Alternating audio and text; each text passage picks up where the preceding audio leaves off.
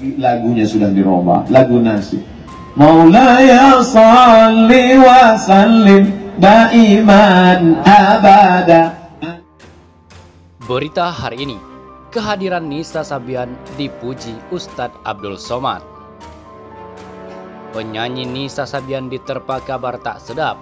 Nisa Sabian disebut terlibat perselingkuhan dengan pemain keyboardis Sabian, yaitu Ayus Sabian. Ayus Sabian diketahui sudah berumah tangga dan memiliki 2 orang anak. Disebutkan, gara-gara Nisa Sabian, rumah tangga Ayus Sabian diambang kehancuran. Belum ada klarifikasi dari Nisa Sabian mengenai kabar ini. Beredarnya isu perselingkuhan Nisa Sabian ini membuat kaget para penggemarnya.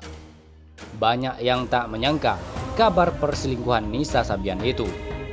Sebagaimana diketahui sebelumnya, Nisa Sabian adalah penyanyi yang terkenal dengan lagu-lagu religinya. Nisa Sabian bersama bandnya Sabian Gambus membawakan lagu-lagu sholawat yang digemari anak-anak muda.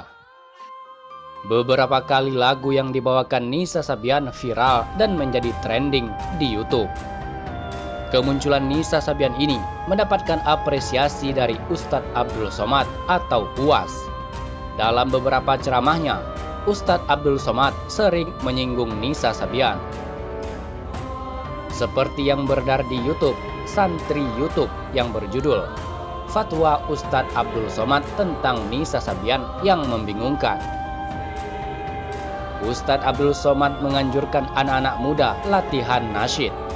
Bagaimana lagu nasyid yang gadis-gadis? Coba tengok itu, ada nasyid yang sedang viral, lagu anak gadis. Saya dapat videonya hari ini aja, ada 3.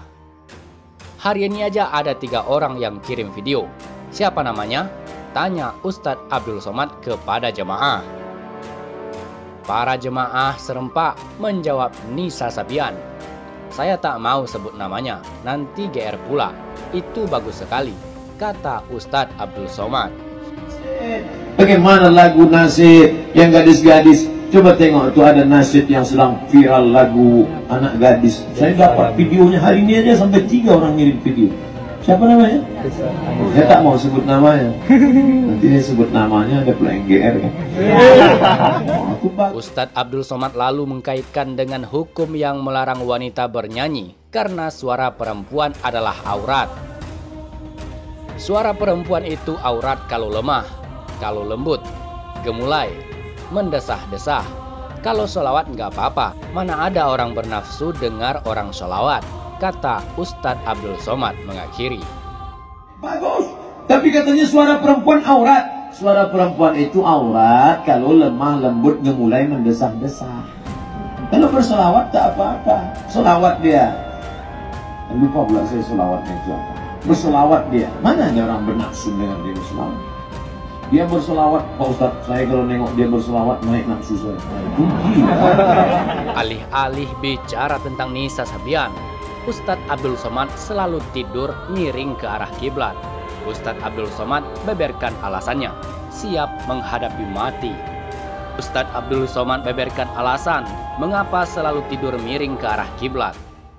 Hal tersebut lantaran Ustadz Abdul Somad teringat dulu pernah kehilangan teman kuliah saat usianya masih muda. Ustadz Abdul Somad atau UAS dikenal sebagai seorang ulama tanah air. Popularitas UAS melonjak tajam di seluruh negeri, salah satunya lewat dakwahnya di platform media sosial. Ya, saat ini ceramah UAS cukup banyak tersedia di media sosial, seperti di YouTube, Facebook, maupun Instagram.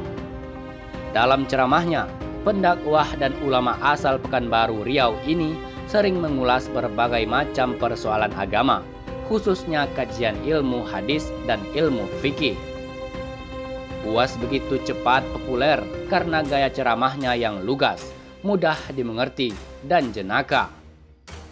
Ustadz Abdul Somad juga mengelola sendiri channel YouTube-nya yang bernama Ustadz Abdul Somad Official. Dalam kanal YouTube tersebut, UAS membagikan video-video tentang dakwah di berbagai kota hingga luar negeri.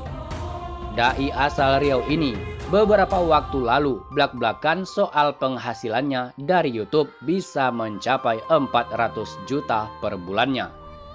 Namun, uang dari YouTube itu ternyata tidak digunakan UAS untuk membeli barang-barang mahal atau masuk ke dompetnya.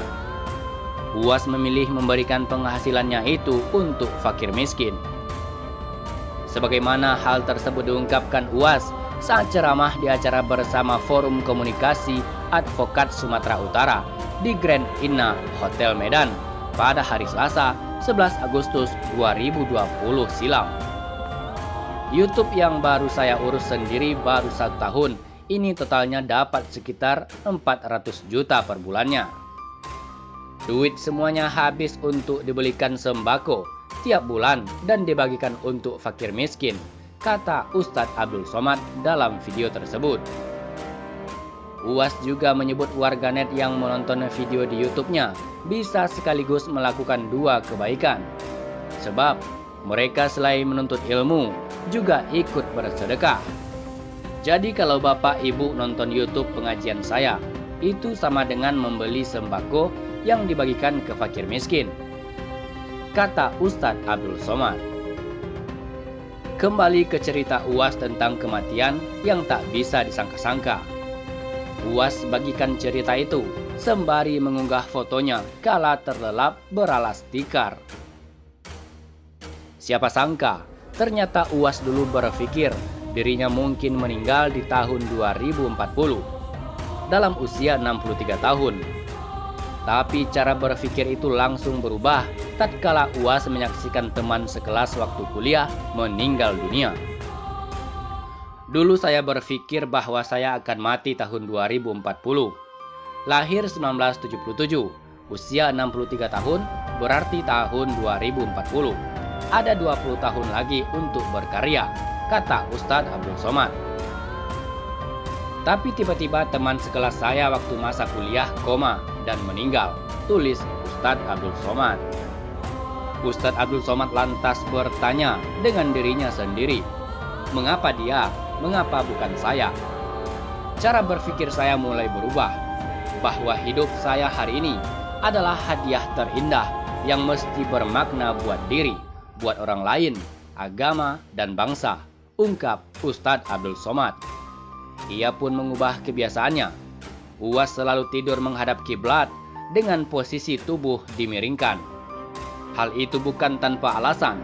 Setiap tidur malam, miring menghadap kiblat, siap menghadapi mati. Ternyata tengah malam masih terjaga. Mungkin ini malam terakhir untuk bersujud dan berdoa. Ini hari terakhir untuk beramal, bersilaturahim, menyapa sahabat-sahabat. Masa lalu telah lewat. Masa akan datang penuh rahasia. Masa saat ini yang nyata. Jangan lewatkan tanpa makna, tutup Ustadz Abdul Somad.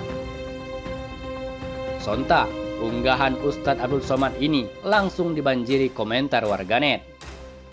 Banyak jemaah merasa tertampar sebab kurang mempersiapkan diri menghadapi kematian yang tidak bisa disangka kapan datangnya. Terlepas dari kebiasaan UAS, ternyata secara ilmiah tidur miring ke kiri memiliki banyak manfaat. Simak penjelasan berikut ini. Number 1. Yang pertama, mencegah penyakit MAH. Tidur menghadap sisi kiri bisa mengurangi gejala MAH ataupun keluhan lambung lainnya. Hal itu terutama terjadi saat seseorang baru mengkonsumsi makanan pedas atau asam. Dengan berbaring ke arah kiri, gaya gravitasi memaksa asam lambung masuk ke dalam lubang perut dan tidak membalikkannya ke arah kerongkongan. Sementara risiko itu yang mungkin terjadi jika Anda tidur menghadap ke sisi kanan. Number 2.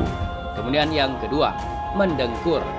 Anda juga bisa mencoba tidur di sisi kiri untuk mendapatkan kelegaan dan lepas dari problem mendengkur atau ngorok.